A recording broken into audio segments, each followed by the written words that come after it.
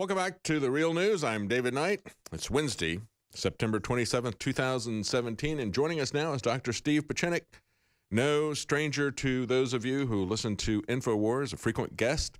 He's a critically acclaimed author of psycho-political thrillers and the co-creator of the best-selling Tom Clancy Op Center and Tom Clancy's Net Force paperback series. He is an MD, a PhD, and a man with massive government experience. And I want to talk to him first about what happened in Florida with hurricane, because he was in the center of that. And I think he has something very important to tell us about the importance of people coming together at the local level. But I also want to talk to him about the storms that are brewing internationally, about North Korea, about Catalonia, especially Catalonia, because we just had this statement from the White House and Trump administration about their position on that. But let's talk first about the hurricane. Oh, by the way, you can find Dr. Pieczenik. You can find him at stevepieczenik.com. That's Pieczenik.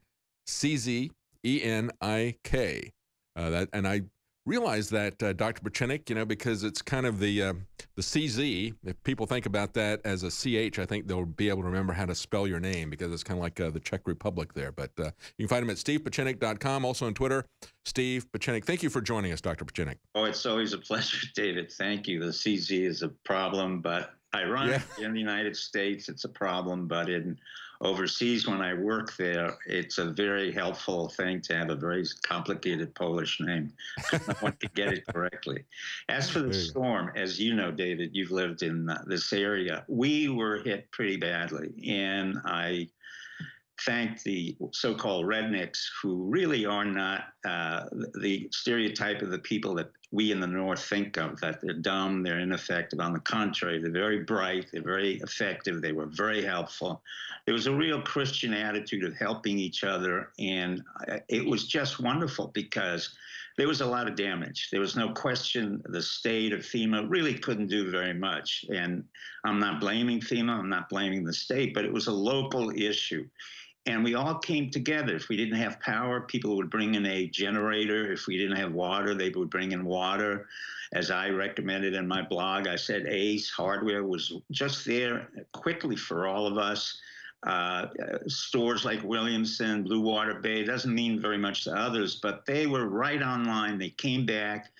And they provided everything. I mean, the typical incident that I had is you look for gas. Gas is important, as you know, David. When you don't have gas, you then have to look for gas, and it was rationed out, but it was done very effectively. The police were very good, both the state and the local level. And then when you look for gas, you then look for ice, because you need something to keep your water cool, or at least something cool so you can eat it. And ironically, I ended up in some saloon, which normally I wouldn't go to, and there was a gentleman there who is as pure a redneck as you could think, no teeth, all tattoos, and I didn't say a word. He just gave me bags of ice, and I noticed he was smoking. And I said, here's $20. He said, no, sir, I don't sell the ice. I'm giving it for free. And I said, young man, I'm not buying the ice. I'm buying your cigarettes. And so that was the way that we could, communicate. And everybody really helped each other out. Of course, there's always exceptions and blah, blah, blah. But for the most part, David, you and I know that at the local level, at the level where people really live and work together, we're quite well in the United States. I mean, the real problem becomes when you start putting in layers of government that really are not functional. Even at the county level, when you have individuals who are not as bright as they should be, or not as effective, or there's a question of political cronyism, we have a problem. At the state level, that's also an issue. So when you compound that at the local level, the county level, then the state level, you're multiplying the effect of inefficiency once you get to the federal government. Was FEMA helpful? Oh, I'm sure in some places they were helpful. Were they helpful to us? No. We didn't want FEMA. We didn't want anything to do with the federal government. We really insisted on local help, and local help meant within 6 blocks of each other. Now, I live in a town which most people wouldn't even think had the following characteristics. It's a town without a sheriff, without police, without a court, without judges, without a mayor. In other words, it's the free libertarian town. We have gays, lesbians, rednecks, hardnecks, anyone you want, Jews, Christians, fundamentalists, and no one shoots each other. We all have concealed weapons, as you know, and we never use it. And people say to me, well, how come you don't shoot each other? I said, why? We like each other. We get along with each other. If you have a difference, you just sit down and you talk about it, and and everybody gets together for one or another activities. So that's the America I'm talking about. Would we do that in New York City or Los Angeles? No. There, it becomes the notion of togetherness gets exploited to the ideological level, which really has no meaning anymore in our society. Whether you're left, you're right, doesn't mean anything now. It really means, can you do something? Can you help us out? And how can you do it? So about this. Well, yeah, what you're describing, Dr. Pieczenik, sounds very much like what Alexis de Tocqueville described when he came to America in the early 1800s. And he was saying, it's amazing how people just come together. They see a need. They voluntarily come together. They take care of it. They don't have these rigid government structures like we do that seem to get in the way. I mean, that was 200 years ago. And it was the same thing, because human nature doesn't change. That's why it's so important for us to go back and look at the kind of society, the kind of government that we had that once upon a time worked much better than this. And I talked about before how my son won a competition because he talked about the different response to a couple of different storm events in North Carolina. One of them on the coast, it was a hurricane that came in. FEMA got involved. They were very repressive. They kept people who wanted to help out. They kept people who had evacuated from being able to get back in their homes and try to take care of things after the storm had passed. But then another storm that was close to us, that was a tornado coming through a town, did localized damage. The federal government didn't get involved. The state government didn't get involved. Instead, they had the police out there keeping people away from down power lines. And other than that, you had businesses and individuals donating food. They would bring it to church parking lots, put it on the church parking lots, and people would go there and they would just hand out the stuff to people whoever needed it. That's what I think you're talking about there in Florida, seeing the same sort of thing. Wow. I mean, for you to reference the Tocqueville, that's impressive on many levels. That shows you, again, it's not patronizing on my part, but de Tocqueville did understand very clearly as a Frenchman that in France, they didn't have it at that time, that type of interrelationship. He saw it in America because we were by nature entrepreneurs. We were skillful at what we did. We had no pretense for nobility, and we had no tolerance for patronizing elite. And what happened at the local level, it's exactly what your son said. Once the federal government came in, we didn't want them. We didn't need them. We didn't want them. We knew very well they couldn't do it. Even at the county level, they couldn't really help out. Not one county commissioner came by and saw what happened to our lakes, and they flooded everywhere. Yet, I got calls from other county commissioners. I got calls from the sheriff, the local sheriff, who said, "Are you okay?" So that is exactly what America is about. Can we devolve this type of structure as we have in your shows and the other shows? My attitude is yes. That's why I've gone on these shows for a long, long time. It's not about the alternative right or alternative left. It has nothing to do with politics as much as it has to do with devolution of power. I've said from the very beginning, starting in the 1970s, we will devolve power. It's the very nature of what happened once we did the binary system or the internet. Once you go to one and zeros, we don't need a Washington. We don't need a president. Let me be very clear about it. But everybody then says, well, what's the Constitution? Well, the Constitution was written by a group of men who had very limited interests and had the same interests that we did in order to help each other and to break away from the very elements that are now being imposed upon us through the federal governments, the state governments, and international. I absolutely agree. Dr. Pieczenik, we got to take a quick break. You can find Dr. Pieczenik at stevepieczenik.com. You can also find him on Twitter at Steve Pieczenik. I want to continue with that theme that Dr. Pieczenik introduced and put it in the context of what's going on in Catalonia. Because as Dr. Pieczenik pointed out, this is a devolution of power back to the local level. And they're trying to do that. This is something that is worldwide. It's going across all different cultures. And I think that's going to be an interesting flashpoint how this is handled. Stay with us. We'll be right back. Welcome back to Real News. I'm David Knight. On this Wednesday, September 27th, 2017, we're talking to Dr. Steve Pieczenik. And we have some very important things that are going to be coming up in the next few days. By Sunday, there is going to be a referendum, or there may be a civil war in Catalonia. So I want to get Dr. Pieczenik's comments on this with his vast experience on foreign affairs. Dr. Pieczenik, as we look at what's coming up with Catalonia, and of course the referendum date that they have chosen is this Sunday. the area of Spain that has a different culture, a different language. They've had they've had a desire to be independent. They have a very vibrant part of the Spanish economy.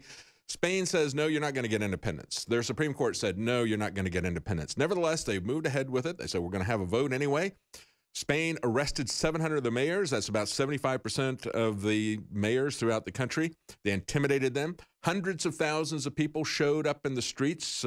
Some report over 1 million people showed up in the streets. Then they arrested 14 officials. Now they've got the local police being intimidated, but they're still saying that barring an invasion, they're still going to go through with a referendum, and there may be an invasion because they got a couple of ships parked there in the harbor. They've got a capacity of carrying about 6,000 people. So there's this competition, Dr. Pieczenik, between the local police. These are the Mossos de Esquadra, if I'm pronouncing that correctly. They are the local police there. They've also got like a civil guard, which is kind of a militarized police force. These are the guys being brought in. And then there's also a national police force.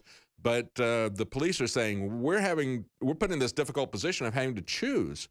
And that seems to be where this is going to come down, because they have gone in and confiscated ballots. They've attacked the press. They've done all this stuff. And now we've had the State Department and President Trump come out and say, we're on the side of the Spanish government. And I'm like, what's going on?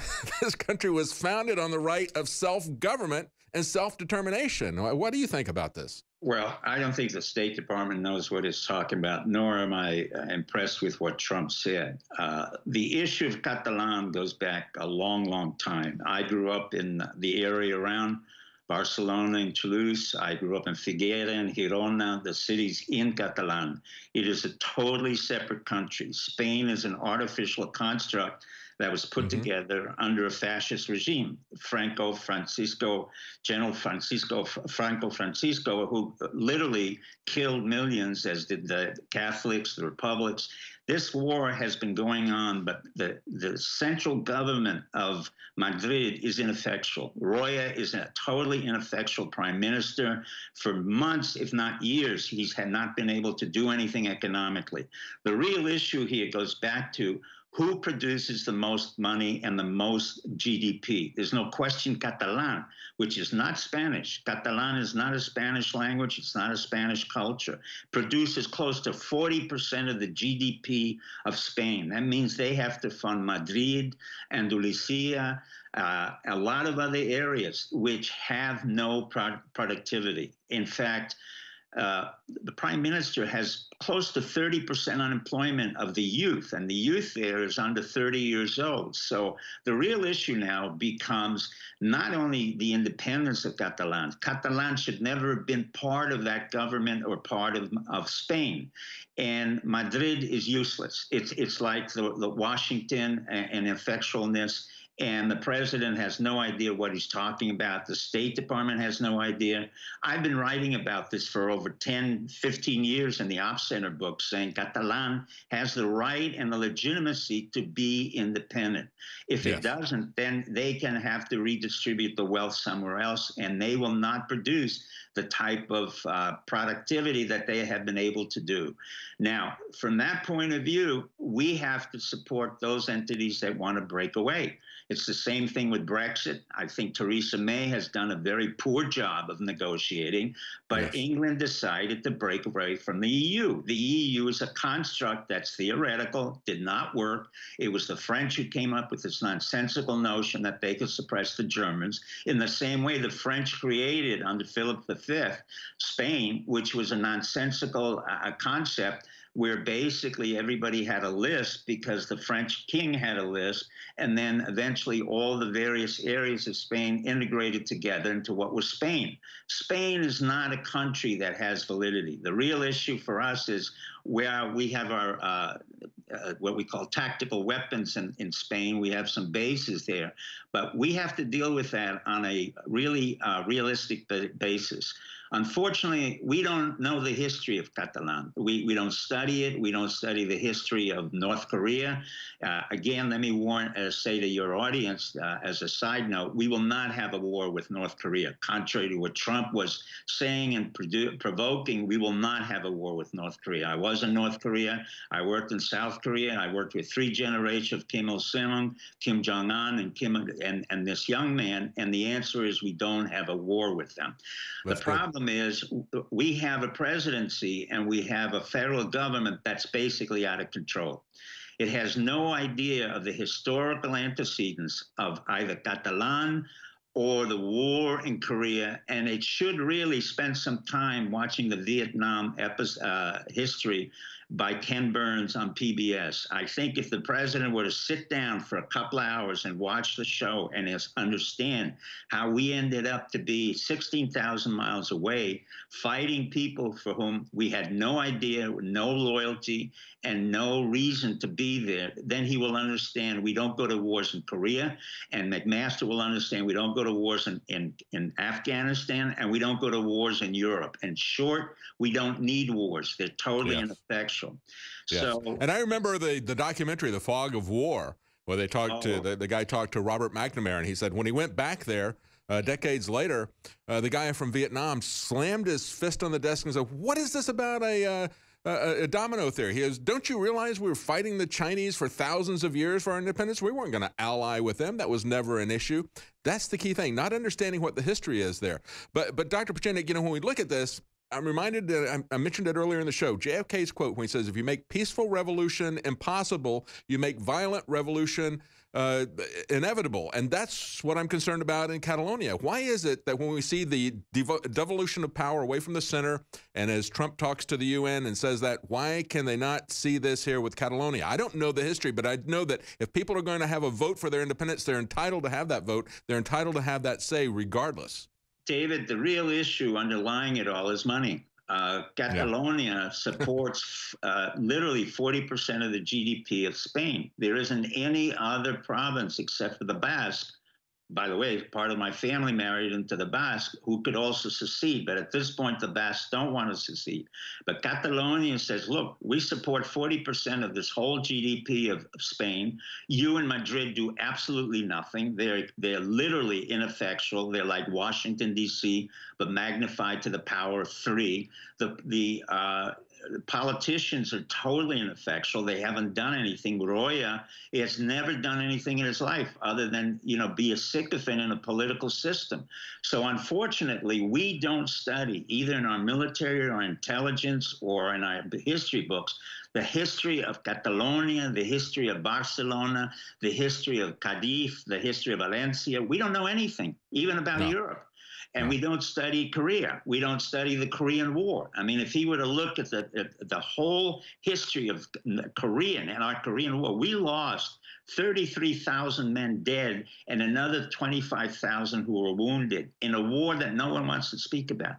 2.2 million people were killed in Korean War. We didn't win.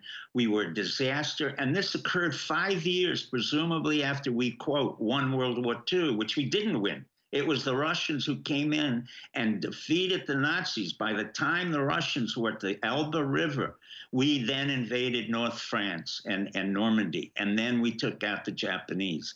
But nowhere in the history of the 20th century have we won a war because we don't understand what we're doing. We don't want to know the history, and we have leaders who have no idea of the dynamics of the history, the psychopolitical elements. I don't have one person in the intelligence community or even in the White House who understands human behavior.